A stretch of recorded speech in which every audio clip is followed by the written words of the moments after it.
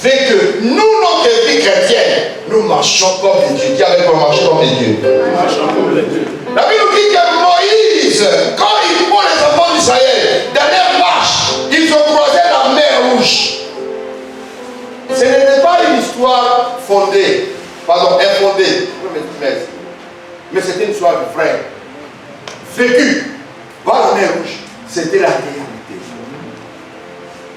La mer Rouge est là. Les Israélites ont commencé à pleurer. Dit à Moïse, tu as vu, tu nous as conduits ici, c'est pour nous tuer. En Égypte, il y avait moins de sépulcres. On pourrait moins vivre mieux là-bas. Mais voilà, la réalité était là. Même Moïse invoqua l'Éternel. Et Dieu lui dit, ne vois pas ce que Dieu voit, mais regarde en moi Dieu. Il dit, Seigneur, que veux-tu que je fasse? Dieu aux enfants d'Israël. Ce peuple que vous voyez là, les Égyptiens que vous voyez là, vous ne les verrez plus jamais. Tu prends ton bâton, tu vas prendre la mer. Oui, tu prends le bâton. Il s'élève devant Israël. Il n'y a pas bateau, il n'y a pas pirogue, mais avec la parole. Il dit, les Égyptiens que vous voyez là, vous ne les verrez plus jamais. J'agis selon la parole. Gardez le silence, car l'Éternel combattra pour vous. Il a pris le bâton, il a tapé sous la mer. Frère, Moïse a fait la connaissance. Écoute-moi bien, c'est d'abord que je vais dire. Écoute-moi très bien, ici. Regardez ici, s'il vous plaît. Regarde, la Bible dit, le monde entier a été créé par quoi? Par la parole de Dieu. Il n'y a rien de ce qui existe n'a été fait sans elle. On est d'accord? La mer Rouge a été créée par quoi? Par la parole. On se comprend un peu? Maintenant, Dieu dit à Moïse de parler à la mer de ses formes en tapant les bâtons. La parole connaît son créateur. Alléluia. Quand Moïse tape, la mer entendit la voix du créateur, la mer ne peut plus résister. Et la mer a cédé en même temps. C'est que tu vois qui travaille dans ta vie, frère. Si tu sais que ça ne te convient pas, il ne faut pas prendre ça comme réel. On est d'accord? Rentre dans le système de la vérité. La vérité, c'est la parole de Dieu. La parole de Dieu peut changer tout. Même Satan a été créé par la parole de Dieu. S'il y a quelque chose que Satan a peur, c'est la parole de Dieu. Parce que la parole l'a créé. Mais si tu le prononces avec foi, sans douter, tu le verras agir. Quelqu'un comprend? Moi, je quitte au Congo-Brazzaville, je traverse le fleuve, je vais au Congo-Kinshasa.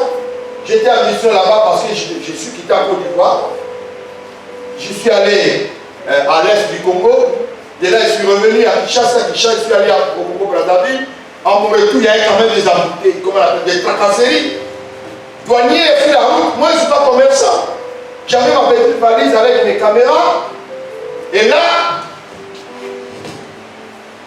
mon fils spirituel qui m'a fait traverser, qui m'a demandé de monter dans le bateau, il m'a confié un gars, le monsieur va t'aider pour traverser parce qu'il y a des tracasseries devant. Moi, d'accord. Le monsieur qui avait à mon côté, quand il a vu mon sacrement, il a dit ouais, lui il est quitté au nord. Quand on avait prêt à poster avec le patron, donne-moi ton passeport. Moi, je pense que c'est la bonne foi, j'ai pris mon passeport de Dieu. Dans la valise. Dans la valise. Et puis, il me dit, on t'a dit déjà, on t'a donné déjà les tarifs. Moi, je dis, quel tarif? Il me dit, c'est payant. Moi, je dis, comment ça, c'est payant? Et donc moi, j'ai été traversé cadeau, quoi. Là-bas, il y a les autorités qui sont là. J'ai été cadeau, moi, je dis, oh, champion, c'est pas comme ça, moi, on va dire ça. Il dit, donc, quand c'est une bête, il me dit, quand c'est une bête, moi, je dis, oh là. Moi, c'est juste, je vais traverser. Mais oui, évidemment. Donc, tu n'as pas besoin de faire accompagner quoi. Là-bas, comment tu me dis, il n'y a personne qui va me mélanger là-bas. Il me dit, c'est que j'ai dit, c'est vrai. Il me dit, moi, je ne mange pas selon la vue. Moi, je ne mange pas la foi. Dieu que toi, tu ne vois pas là, il est avec moi. Il va me faire traverser ça. Il m'a dit, d'accord, au revoir. Donne mon passeport, j'ai pris mon passeport, j'ai pris ma valise. Donc, lui, il est monté en haut là avec lui, regardez. Frère, quand on s'est quitté avec le monsieur là, il nous restait 5 minutes avant de poster. J'attends derrière papa, je regarde, je vois une soeur. Tu vas où? Maintenant, je vais à Kinshasa. Il dit, ah d'accord. Donne-moi ta valise alors. Je regarde, tu me connais pas maintenant? Il dit, non, tu avais animé le croisade à Kinshasa là-bas. Moi j'étais là, j'ai vu comment Dieu t'a utilisé. Il m'a dit, ah d'accord. Donc ta valise. On va traverser ensemble. Donc je lui ai donné la valise. Amen. Je prends parce que j'ai mis dans ma bouche. Amen. On accoste. On arrive. Premier service. C'est la douane. Elle dit, monsieur, viens ta valise ici. Moi je dis, non, moi je ne suis pas commerçant. Elle dit, passe ici, monsieur. Je passe là. Avant de passer, la fille a dit, oh monsieur là, il faut laisser, lui c'est mon papa, il faut le laisser. Le monsieur a dit, on s'en fout de ça. Il me dit, ouvre la valise. Il me dit, papa, il ne faut pas ouvrir ça. J'arrive. Je vois la jeune fille, elle est rentrée dans un bureau. Elle sort comme ça, avec un officier. Il vient, qui fait dessus la valise du pasteur? C'est toi, alors, patron, chef. Ah, laisse le pasteur passer. Je passe. Là, c'est là. J'arrive deuxième voulait faire comme ça. Il regarde, l'officier m'a accompagné jusqu'à la sortie.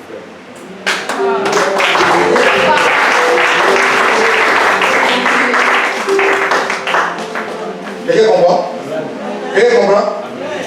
La Bible dit, il sera avec nous jusqu'à la fin du.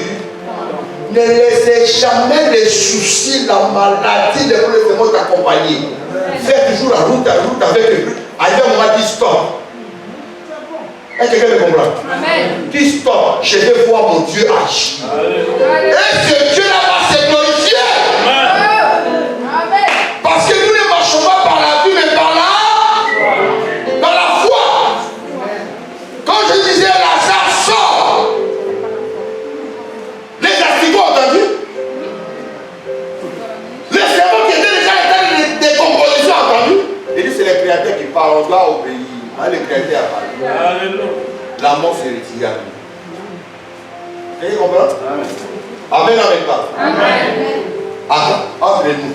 Vous pouvez vraiment penser un fils adoptif de Donald Trump aux États-Unis, bien nourri, bien vécu, peut abandonner la maison de Donald Trump pour venir habiter à Côte d'Ivoire dans la maison des Dozo.